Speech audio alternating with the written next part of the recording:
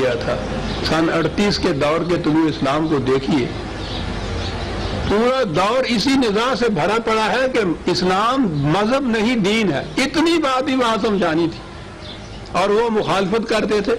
ہندو بھی کہتا تھا کہ نہیں یہ مذہب ہے، انگریز بھی کہتا تھا یہ مذہب ہے، نیشنلسٹ علماء بھی کہتے تھے یہ مذہب ہے، مذہب کی یہاں تمہیں آزادی حاصل ہے، اس لیے یہ مطالبہ تمہارا جو ہے یہ اسلام کا مطالبہ ہو نہیں سکتا، یہ بات تھی۔ اور ادھر سے کہا جاتا تھا کہ یہ نہ سیاست ہے ہماری، نہ معاشی مسئلہ ہے، نہ ہندو کی تنگ نظری ہے، نہ قائد اعظم کی انانیت ہے، یہ ہمارے دین کا تقاضا ہے۔ اب غور کیجئے اس بات کے اوپر، تو بہرحال برسوں سے میں کہتا چلا آ رہا ہوں کہ یہ دین کا تقاضا کیوں ہے، کم از کم ایک آیت تو لے لیجئے جو قرآن کریم نے خود بتایا ہے۔ وعد اللہ الذین آمنوا منکم وعملوا الصالحات لیستخلفنہم فی الارض کما استخلف الذین من قبلہم، 24/55 سورہ نور کی 55 آیت۔ خدا نے یہ وعدہ کر رکھا ہے کہ تم میں سے جو بھی ایمان اور اعمال صالحہ کا پابند ہوگا، ہم اسے اس دنیا میں سلطنت، مملکت، حکومت عطا کریں گے، جیسا کہ اس سے پیشتر ایسی قوموں کو ہم نے عطا کی۔ ایمان اور اعمال صالحہ کا لازمی نتیجہ، ثمرہ، نتائج، نتیجہ وہ ایک مملکت کا قیام بتایا ہے، خدا نے وعدہ کیا ہے، یہ قانون خدا بندی ہے کہ یہ دیں گے۔ چلیے، مملکت اور سلطنت تو دنیا میں قریب قریب ہر قوم کو ملتی ہے، ملتی چلی آ رہی ہے، ابھی موجود ہے۔ اس کی خصوصیت کیا ہوگی؟ کہا یہ اس لیے ہم دیں گے وَلَا يُمَكِّنَنَّ لَهُمْ دِينَهُمُ الَّذِي ارْتَضَىٰ لَهُمْ، تاکہ اس کی وجہ سے ان کا دین متمکن ہو جائے، اسٹیبلش ہو جائے دین ان کا۔ تو دین کے تمکن کے لیے تو یہ مملکت کی ضرورت قرآن نے خود بتا دی، خدا نے وعدہ کر لیا ہے۔ یہ دین کے تمکن سے کیا ہوگا؟ پہلی چیز تو یہ ہوگی کہ وَلَا يُبَدِّلَنَّهُم مِّن بَعْدِ خَوْفِهِمْ أَمْنًا، خوف نہیں رہے گا کسی قسم کا، انہیں امن سے بدل جائے گا۔ اگلی چیز یعبدوننی، وہ اس قابل ہو جائیں گے کہ صرف میرے احکام کی اطاعت کریں، کسی انسان کے سامنے سر نہ جھکائیں۔ لا یشرکون بی شیئا، اور میرے احکام کے ساتھ کسی انسان کا کوئی حکم نہ ملائیں کہ یہ شرک ہے۔ ان مقاصد کے لیے قرآن نے کہا کہ ہم ایمان اور اعمال صالح کے نتیجے میں ایک حکومت اور ایک مملکت عطا کریں گے تاکہ دین کا تمکن ہو جائے۔ اب یہ جو کہتے ہیں کہ صاحب نماز، روزہ، حج، زکوٰۃ وغیرہ، اس کے لیے تو اپنی مملکت کی ضرورت نہیں ہے، یہ تو جس قسم کی بھی کوئی حکومت ہو وہ اس کی اجازت دے تو وہاں ادا ہو سکتے ہیں۔ پوچھئے قرآن کیا کہتا ہے اس کے متعلق؟ یہ تو آپ کا مذہب ہے نا جو یہ کہہ رہا ہے کہ کسی حالت میں بھی ہوں، محکومیت میں بھی ہوں، غلامی میں بھی ہوں، وہاں بھی یہ کچھ کیا جا سکتا ہے۔ قرآن نے تو یہ بتایا ہی نہیں کہ غلامی کی حالت میں بھی اسلام کے اوپر پابند رہا جا سکتا ہے۔ سنیے یہ نماز روزے کے متعلق قرآن کیا کہتا ہے۔ الذین ان مکناہم فی الارض اقاموا الصلاۃ وآتوا الزکاۃ وامروا بالمعروف ونہوا عن المنکر، یہ وہ لوگ ہیں کہ جب ہم انہیں حکومت عطا کریں گے، تمکن عطا کریں گے، پھر یہ اس قابل ہو جائیں گے کہ صلاۃ کی اقامت اور زکوٰۃ کی ایتا، اقامت صلاۃ اور ایتاء زکوٰۃ یہ اس وقت کر سکیں گے جب ان کی اپنی حکومت ہوگی اور وہ مستحکم حکومت ہوگی، تمکن ہوگا۔ امر بالمعروف اور نہی عن المنکر، یہی تو فریضہ ہے اسلامی مملکت۔ جن چیزوں کو خدا نے کہا ہے کہ کرو وہ کرنا، ان سے کہا ہے کہ مت کرو ان سے رکنا، خود بھی رکنا، دوسروں کو بھی روکنا۔ کہا یہ اس صورت میں ممکن ہوگا جب ان کی اپنی مملکت ہوگی۔ تو غور فرمایا عزیزان من آپ نے کہ دین کا تقاضا کیا تھا؟ یہ اتنی اہم چیز تھی کہ جس جگہ اس انداز سے دین متمکن ہو یا نظام قائم ہو جائے، خداوندی نظام جسے ہم کہتے ہیں، قرآنی نظام جسے کہتے ہیں، مدینے میں حضور تشریف لے گئے تو وہاں یہ نظام قائم ہوا۔ مسلمان اور جگہ بھی تھے، بالخصوص مکے میں مسلمان موجود تھے۔ آپ غور کیجئے کہ اس دور کے مسلمان وہی جو صحابہ تھے، ان میں سے کچھ مکے میں بھی تھے۔ قرآن نے حکم دیا یہ کہ چونکہ اب ایک جگہ نظام قائم ہو گیا ہے، اس صورت میں مکے کے مسلمانوں کے لیے یہ جائز نہیں کہ وہ وہاں غیر اسلامی نظام کے اندر زندگی بسر کریں، ان پہ ہجرت کرنا فرض قرار دے دیا، فرض ہی نہیں قرار دیا، ایمان کی شرط قرار دے دیا۔ کہا وہاں رہتے ہوئے وہاں وہ نمازیں بھی پڑھتے تھے، زکوٰۃ جسے کہتے ہیں وہ بھی دیتے ہوں گے، اور حج تو وہاں بیت اللہ موجود تھا، دن رات کر سکتے تھے۔ وہاں کے مسلمانوں سے کہا گیا کہ تم اس صورت میں دین کے پیرا ہو سکتے ہو کہ جہاں دین کا نظام قائم ہو گیا ہے، ہجرت کر کے سب کچھ چھوڑ کے وہاں آؤ، اگر نہیں آؤ گے تو تمہارا شمار ایمان والوں میں نہیں ہو سکتا۔ یہ کہتے ہیں کسی قسم کی حکومت ہو، کسی قسم کا نظام ہو، اس کے اندر نماز روزہ ادا کرتے رہیے تو پھر وہ اسلام کا تقاضا پورا ہو جاتا ہے۔ پوچھئے کہ یہ تو نماز روزہ ادا کر رہے تھے، اس دور میں تھے، ان کے متعلق یہ حکم کیوں دیا گیا؟ کہا گیا ہے مدینے کے مسلمانوں سے کہ اگر یہ بلا عذر نہ آئے یہاں اور وہیں رہ جائیں، تمہارا ان سے کوئی تعلق نہیں ہے۔ یہ فرق ہے غیر اسلامی نظام کے اندر نماز روزے کے پابند ہونے کے بعد اپنے آپ کو اس غلط فہمی میں رکھنا کہ ہم اسلام کے پابند ہیں۔ اسلام کی پابندی اسی صورت میں ہے کہ خوراک کے قوانین کو نافذ کرنے کی قوت موجود ہوا اپنے ہاتھ میں۔ یہ قانون کی حکمرانی ہے، یہ محض عبادات اور پرستش کی بات نہیں ہے، یہ محض عقائد کی بات نہیں ہے، یہ ایک نظام مملکت ہے۔ کاہے کے لیے؟ تاکہ دنیا میں انسان کسی انسان کا غلام اور محکوم نہ رہے، صرف خدا کے احکام کا محکوم رہے، اور اس کے لیے ظاہر ہے کہ حکومت کی قوت اور اقتدار کی ضرورت ہوگی۔ یہ تھی عزیزان من ساری لڑائی۔ صدر اول میں اسی کا نام اسلام تھا، کچھ عرصے تک یہ اسلام رہا دین کی شکل میں، اس کے بعد ملوکیت آ گئی، یعنی قوت کے زور پر حکومت قائم ہوئی، ایمان اور اعمال صالحہ کے نتیجے میں نہیں، امت کے مشورے سے نہیں، قوت کے زور پر وہ قائم ہوئی۔ سیکولرزم آ گئی، یعنی سیاست آ گئی بادشاہوں کے ہاتھ میں، سلاطین کے ہاتھ میں، اور وہ جسے اب مذہب کہا جاتا ہے نا، نماز روزہ حج زکوٰۃ طلاق نکاح، یہ سارے مسائل جو تھے انہوں نے دے دیے علماء کے ہاتھ میں۔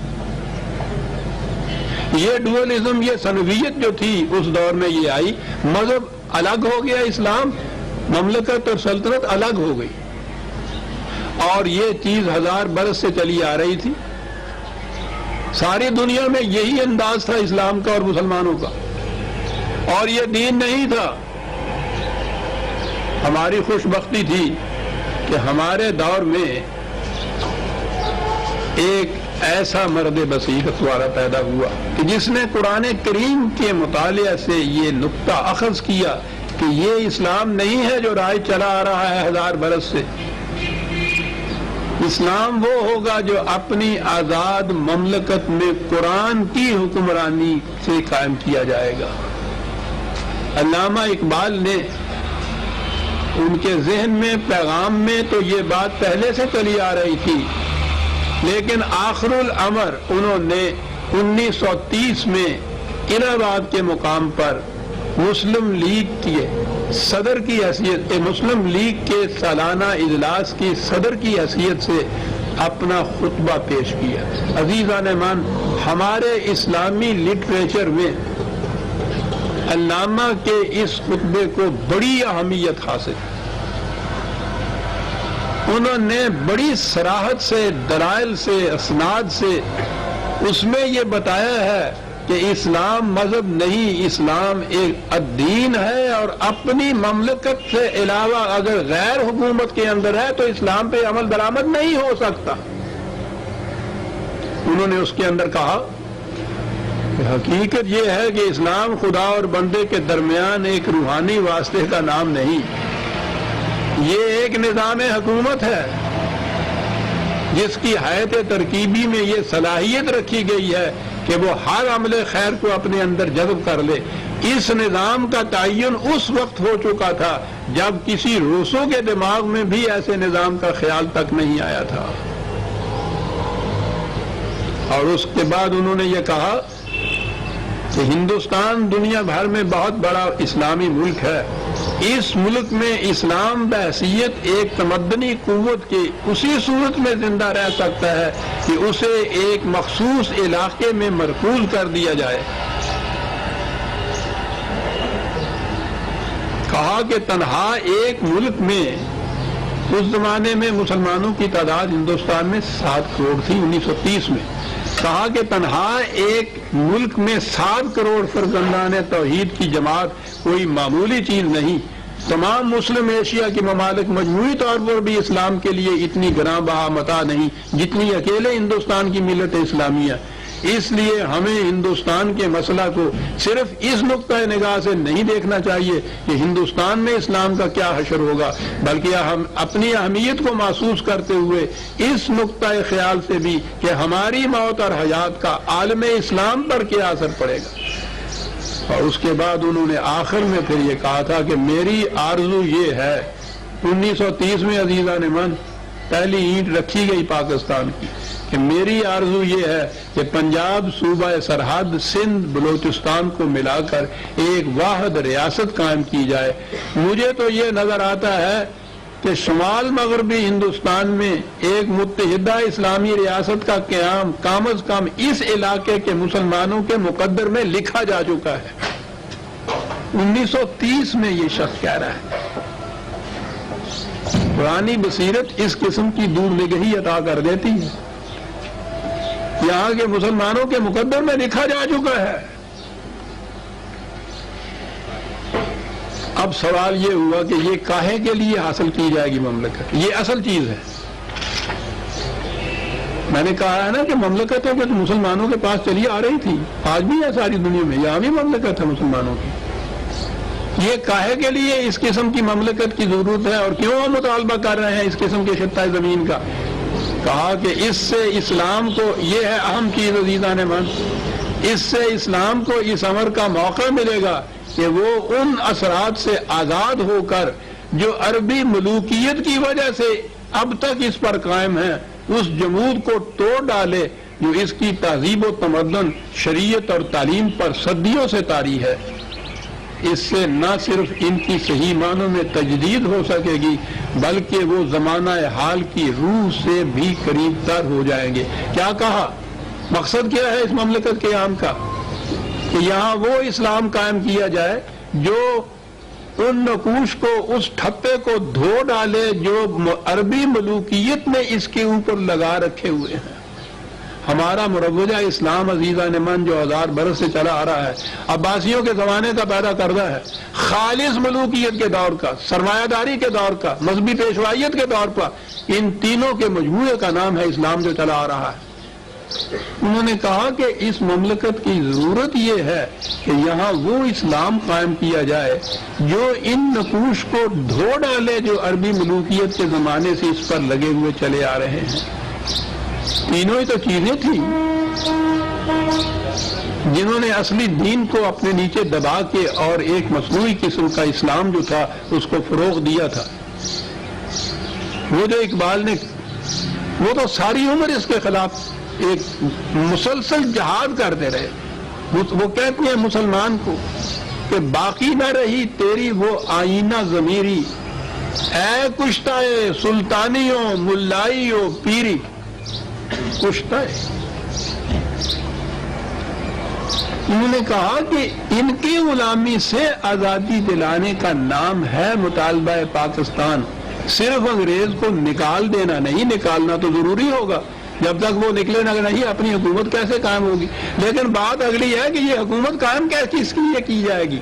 اس لیے کی جائے گی کہ وہ کسی انسان کا غلام نہ دیکھنے پائے، اور غلامی میں ملوکیت، سلطانی، پیری، فقیہی، فقہا کی حکومت، تصوف کی حکومت، ان تمام سے آزاد کرانے کا نام اور خالص خدا کی حکومت اور قرآن کی حکمرانی، اس کے لیے کہا تھا کہ ہمیں ایک خطہ زمین کی ضرورت ہے.